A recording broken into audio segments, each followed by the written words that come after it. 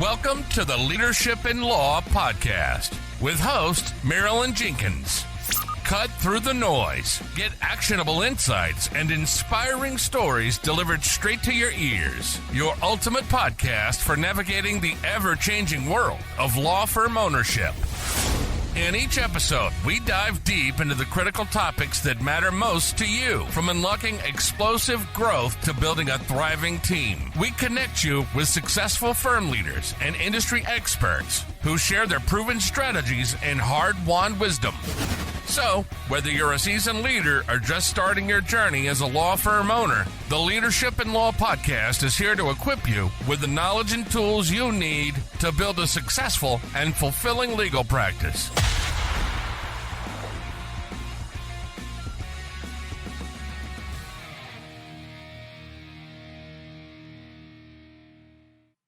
Hi, everyone, and welcome to another episode of the Leadership in Law podcast. I'm your host, Marilyn Jenkins. Please join me in welcoming my guest, Jurriaan Kamer, to the show today. Jurriaan is a future-oriented organizational change expert, co-founder of Unblock, a modern management consultancy, and a keynote speaker. He's the author of Formula X, a business model inspired by the world of Formula One, and he's just released his second leadership book, Unblock, Clear the Way for Results and Develop a Thriving Organization, which is about unblocking organizations by rethinking strategy, decision-making, teamwork, and ownership. I'm excited to have you here, Jurriaan. Welcome. Thank you for having me. Looking forward to it too. Absolutely. I love the whole idea of what you're talking about. It's so different, but reading the article that you sent me about the 25-person team that's using your program, tell me a bit about how you got started and let's just dive into this different process that you have that's working really well in a lot of industries. Yeah, so the work I do flips the whole traditional mindset about what management is upside down. We are taught well, some people are taught in business school, but actually most people are not taught how to be a manager, how to be a leader, and we just copy everyone else because we think that is the way to do it. But there are very alternative ways to organize, and we don't have to rely on management hierarchies to get stuff done. The work I do is with leaders all across the world, all across industries. So I'm definitely not a law firm expert, but I've been in and around organizations and teams that have been trying to build and scale and grow. And let's talk about it. Let's dive in. Absolutely. So the article that you sent me, we were talking about this company that has 25 team members. Yeah. They break down to everyone is involved in every decision, which my first thought when I read that was like, oh my God, how long are meetings? Yeah. Right. Yeah. So indeed. So they're governing through. They're inspired by Ricardo Semler. So for those of you who want to dive even deeper, it's a Brazilian entrepreneur who has a few books out there about how to govern together, how to lead without managers.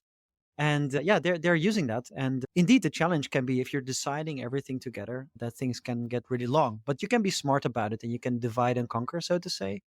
But in general, the principle is that there's full transparency. Everybody knows everything that's going on, or at least has access to it if they want to. And all the decisions are made through consent using their meetings. And that means that we're looking for the state where we don't have to all agree on everything, because that indeed would be very time consuming and slow. But instead, it's enough if people consent to a proposal, meaning there's no objection and there's no reason why when we adopt this proposal, it would hurt our business. That means you can go quickly because we're not looking to align everyone 100% perfectly, but we're looking for things that we can live with and can move forward on. And I did like that. And it kind of a little bit kind of clarified that as they grew, they also broke into teams, if you will. Yeah. And it's still, so the main meetings, everybody's still involved, but it's a better organizational time frame of meetings. Yeah. But it was totally interesting that everybody is involved in everything from purchases as simple as desk lamps to the salaries coming up in shareholders. Yeah, exactly. Yeah, it's pretty broad. And the way it works is somebody brings a proposal to the meeting and they just clarify, you know what, I think we propose to do this or that, which is already pretty different from how most decisions start, right? We often have the tendency to just put a topic on the table and let's discuss it. And hopefully we can somehow make a decision. the thing that's often missing is the proposal.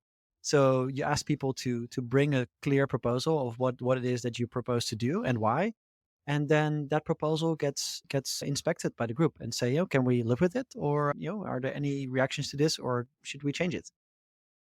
Excellent. And that's a little bit like I did an interview about the Bezos letters, and Yeah. for them to bring something new out to R&D, they have to have a completed proposal. Yeah. So So and I think especially in the law world, it shouldn't be too hard to write things down, which is in different industries much harder. A lot of people don't like writing things down, and I would say in general lawyers are probably better suited to do that. And yeah, so writing down the proposal is really helpful, because instead of debating and talking in circles, you can just read things.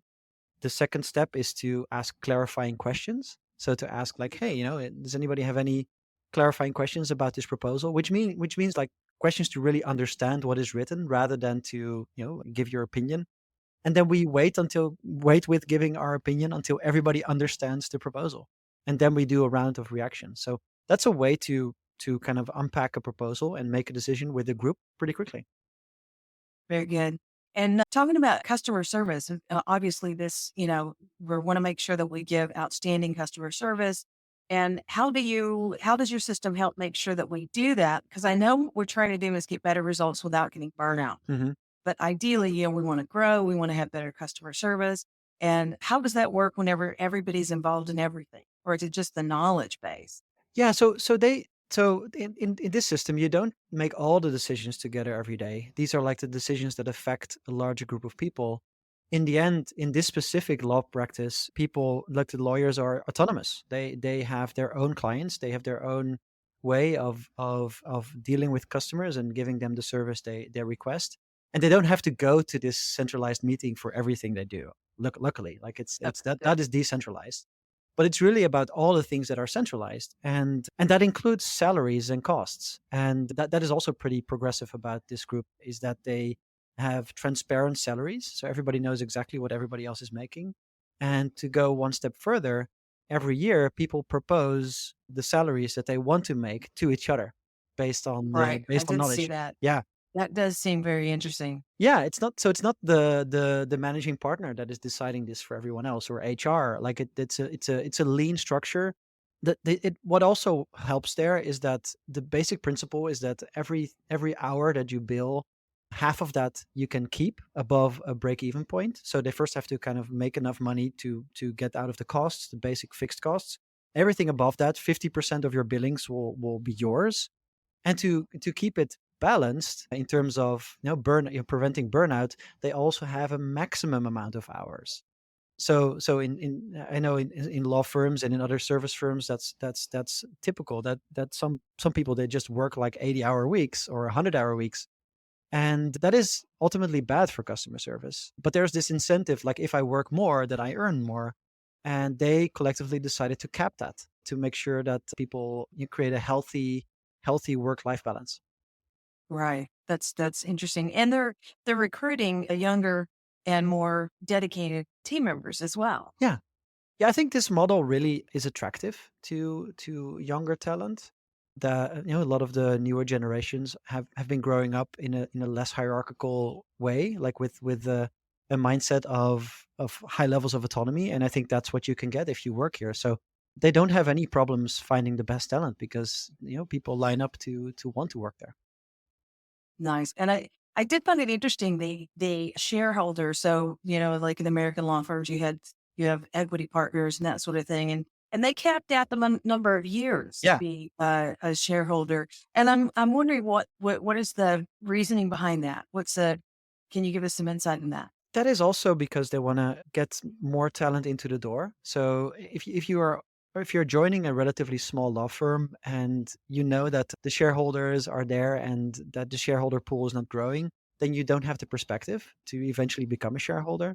So that's why I believe after 13 years, the shareholder have to give back their shares. They can still work there, but somebody else can take that position. So it's not something that you don't buy yourself into the company, but the shares are given to you.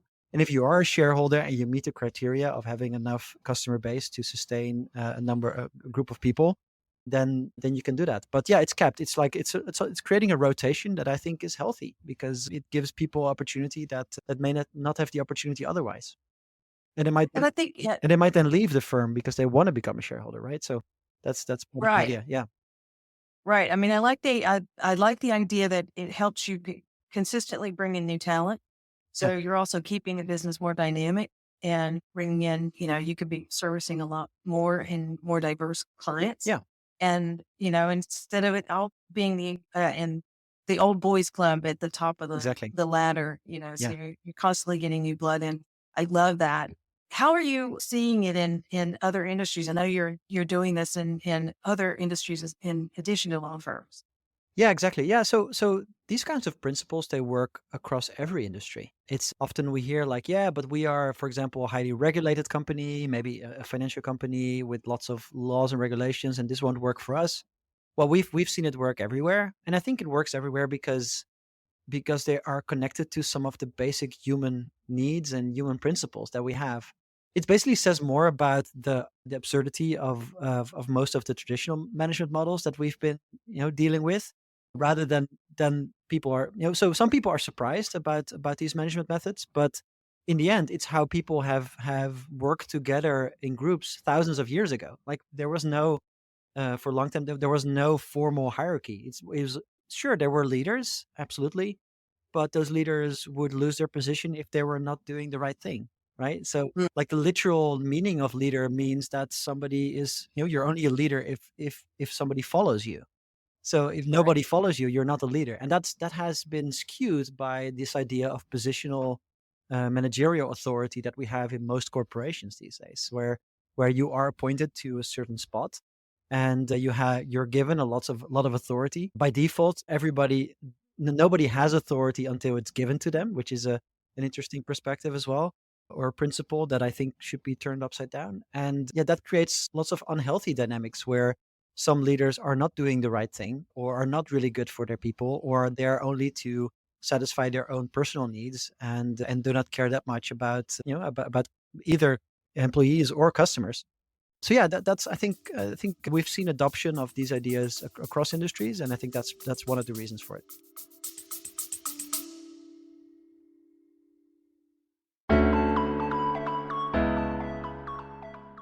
Do you ever feel like the end of the year is racing towards you and you're not quite where you want to be revenue-wise?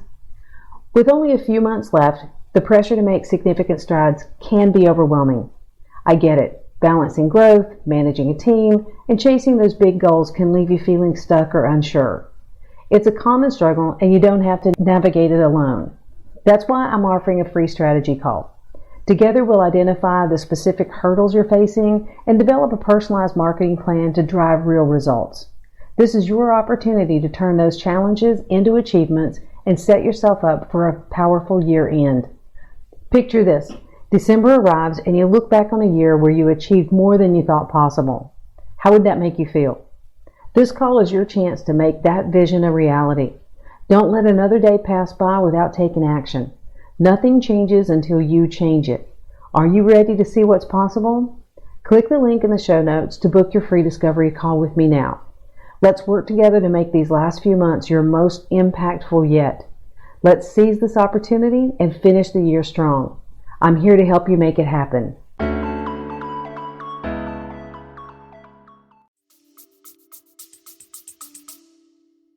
Excellent. Now, thinking about, say you're a mid-sized company with, three or four partners or shareholders as you're looking at it, what would be the beginning process to get this started if we wanted to say flatten the organizational chart and get everybody involved? Yeah, I think a really good thing to start with is transparency, and a lot of people preach transparency, but to actually do it is sometimes scary, and it's really about creating an open book system where everybody can see the P&L of the whole organization. That may require some education where you teach people how to read a P&L, to understand what are all these costs. I think that's the first step into creating a sense of ownership across the organization, because then people know, oh, this is where all the overhead costs are going to. And So that they don't think it's all going in the owner's pocket. exactly, So, yeah, yeah. It helps. It really helps because then people can become more cost conscious. And I think if you look at the law firm case that we talked about, that is the main thing that they've been focusing on. They've not been focusing too much on revenue, but they're focusing a lot about costs and tracking costs, so that they can stay lean and so that they can give a lot of the profit to the employees. right. Yeah, I did notice they mentioned that quite a bit about, keeping their costs down, and they're all cost conscious, Yeah, but giving good service as well. yeah. And and you're seeing that, so in the long run, what we're seeing here is the lack of, without having burnout. So you're avoiding burnout. Is that because of this particular firm capping out the hours, or is it this process, this flattening the org chart that helps to eliminate burnout? Yeah, it's a mix of things. So people can work for really long hours if they're super engaged and happy at the place they work at. So it's not only about limiting the amount of hours that somebody can bill.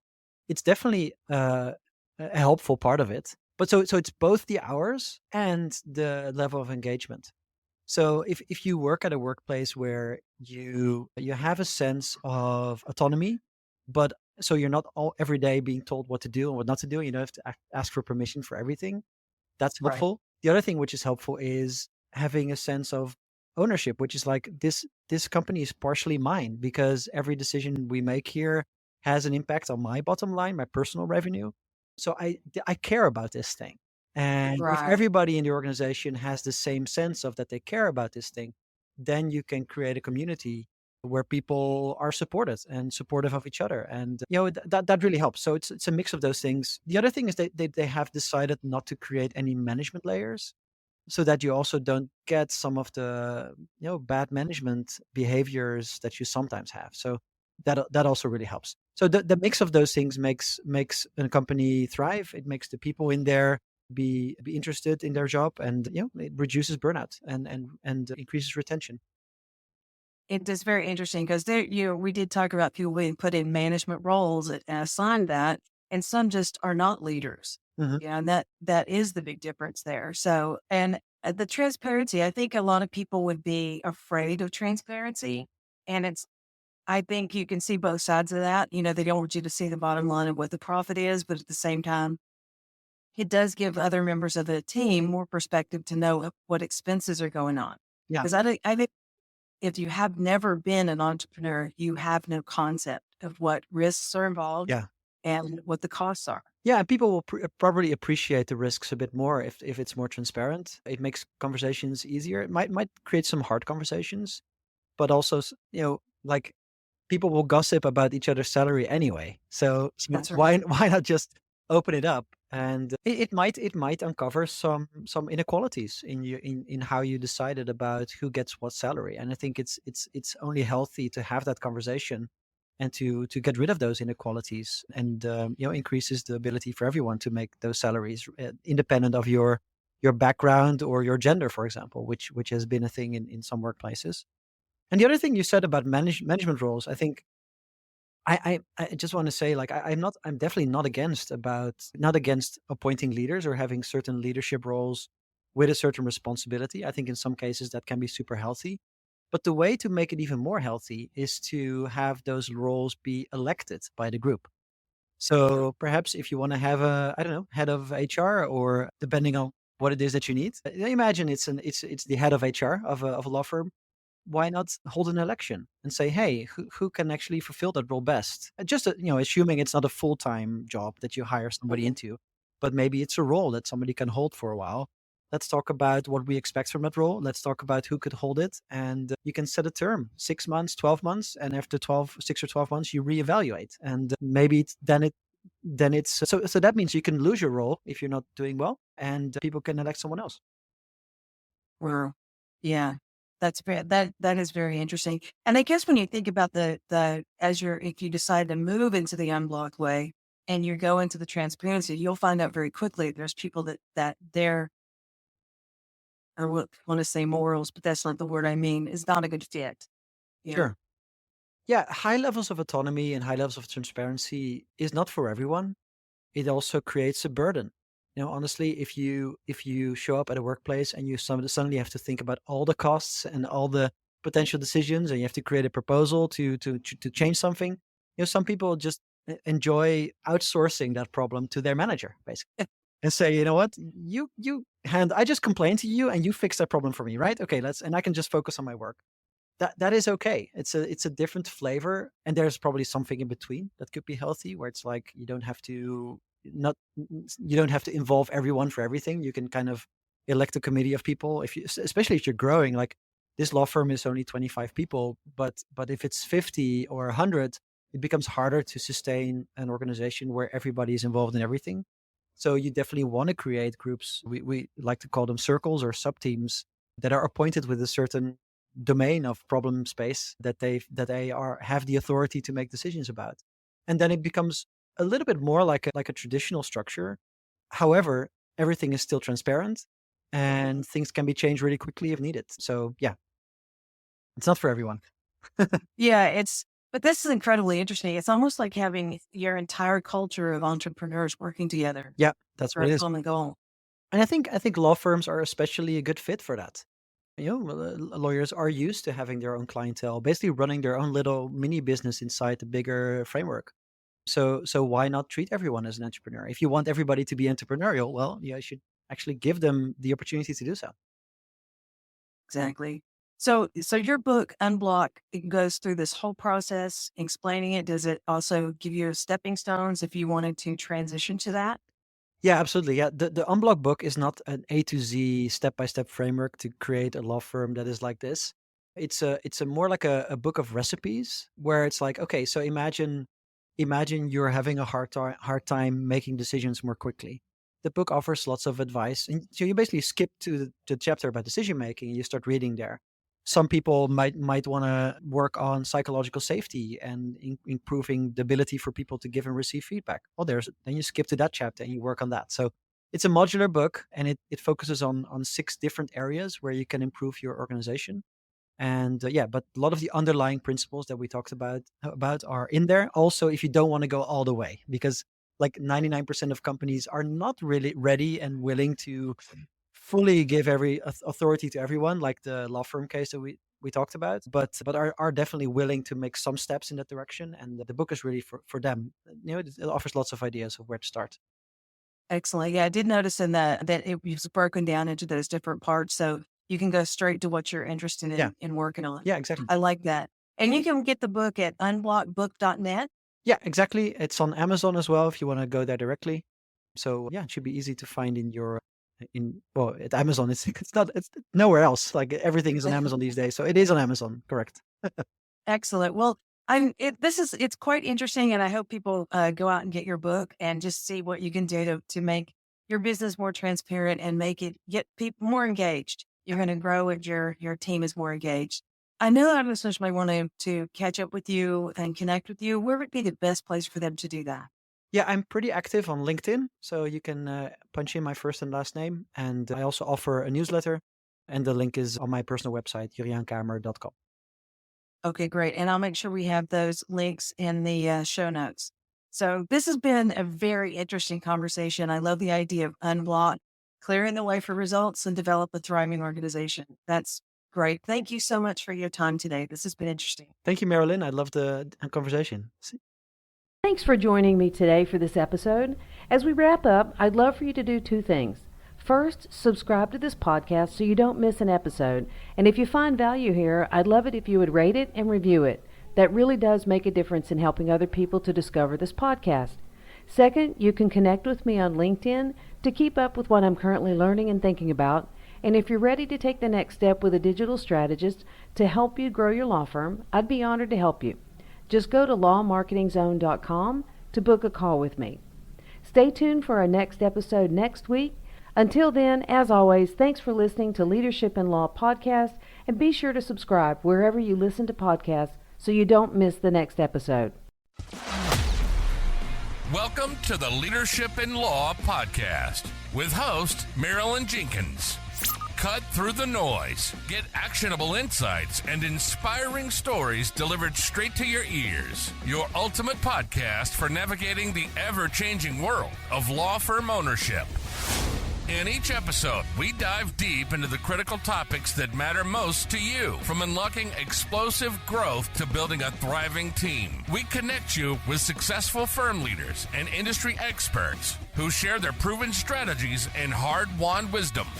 So, whether you're a seasoned leader or just starting your journey as a law firm owner, the Leadership in Law podcast is here to equip you with the knowledge and tools you need to build a successful and fulfilling legal practice.